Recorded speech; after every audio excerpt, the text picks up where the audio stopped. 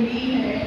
और आज का दिन जो है नींव का सत्संग है। आज के दिन ही सत्संग सदन की नींव पड़ी थी 1996 की, इसी शादी नवरात्र के षष्ठी के दिन। और इसी दिन 1988 पुस्तकालय की स्थापना माननीय तत्कालीन मुख्यमंत्री साहब श्री वर्मा जी द्वारा रखी गई थी। और सुना हम लोगों ने तो भाई साहब का सहयोग तो निरंतर रहा ही है यहाँ पर।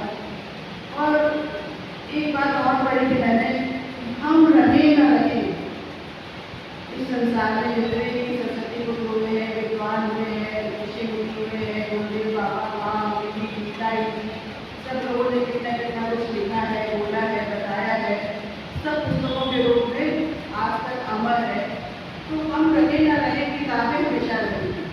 ये बात हमारे मन में हमेशा एक पुष्ट होता है कि किताबें इसीलिए बनती हैं, इसीलिए संग्रहित होती हैं कि वो हमेशा हमेशा उन सबके साथ में हमको जोड़ देती हैं जो बुद्धिजीवी जो थे पहले उन्होंने इतने इतने वर्षों तक अध्ययन किया या अनुभव किया, साधना की, इतना कुछ उसके बारे में विचार किया, तब जाकर उन्होंने उसको कुछ लेके डाला। जो एक बने वहाँ बताते थे कि उस समय के बोझ पत्र होते थे, उसमें ऋषि मुनि अपने अनुभव लिख करके डाल देते थे, वही वेद बने। और इसी तरह से जब रचनाएं हुई और विष्णु की और सभी सारी चीजें, तो यहाँ पर इतनी अच्छी अच्छी पुस्तकें हैं।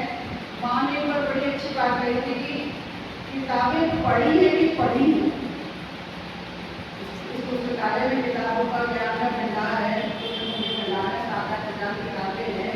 और एक बढ़िया किताबें इतनी मुश्किल से ढूंढ के पुस्तक वगैरह में जा जाके वहाँ भैया भैया और चुनिंदा पुस्तकें हैं, राजनीति की, साहित्य की, आध्यात्मिक की।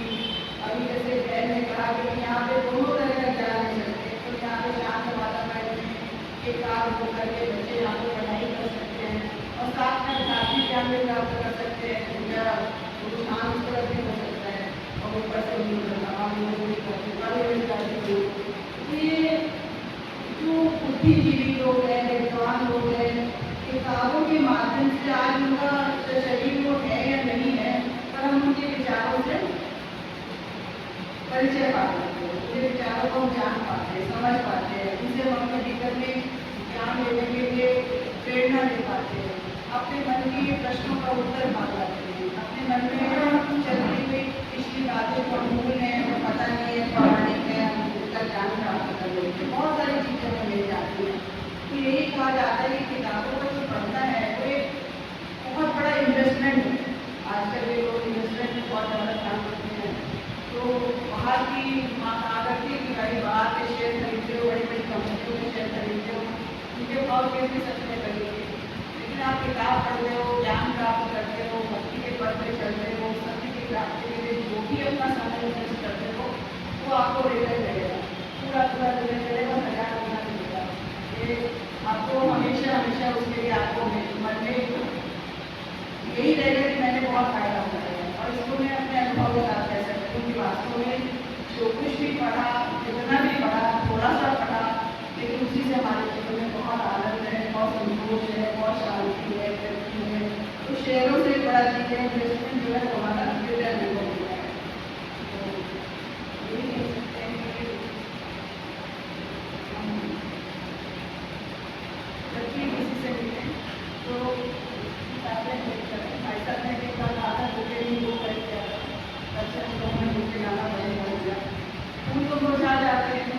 लेकिन किताबें जो है वो वक्त के महीन देशों के साथ हमेशा बनी रहती है अपनी सहजता के साथ। यही बात आगे तो एक अपनी कविता सुनाने का मन करता है, जो है कि प्रार्थना है। और उसकी वजह से तो कविता हमारे लिखना नहीं आता है।